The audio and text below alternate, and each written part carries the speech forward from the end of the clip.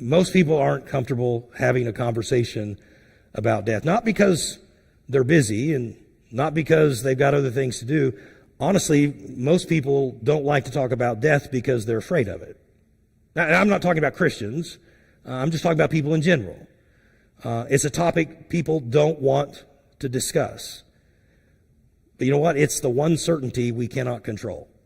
And maybe that's part of what makes us afraid to talk about death, because death, outside of being a Christian, is the most frightening thing we can face if it weren't for the power of the gospel. Because death would be the end of all things.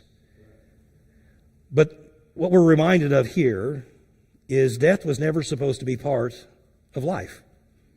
It was never supposed to be part of our existence. Because remember, we were created to live in harmony forever with God the Father.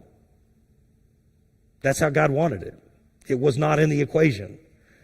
But we know sin forever changed that. And that moment in the garden when Satan deceived mankind and they allowed him to deceive them and they chose to rebel, we died spiritually and began the process of dying physically. And that became the reality that we live in. And there's only one remedy. And God instituted a temporary remedy through a blood sacrifice throughout the Old Testament. And I remember early on in Christianity studying these things, I was always curious, why is that the way? But why is a blood sacrifice necessary? And I don't know that I have the answer as to the why, but I know clearly that that is the answer. In fact, in the Old Testament in Leviticus, and I think this does speak to this as to the why, the Bible says this, that the life of the flesh is in the blood, and I have given it to you upon the altar to make an atonement for your souls.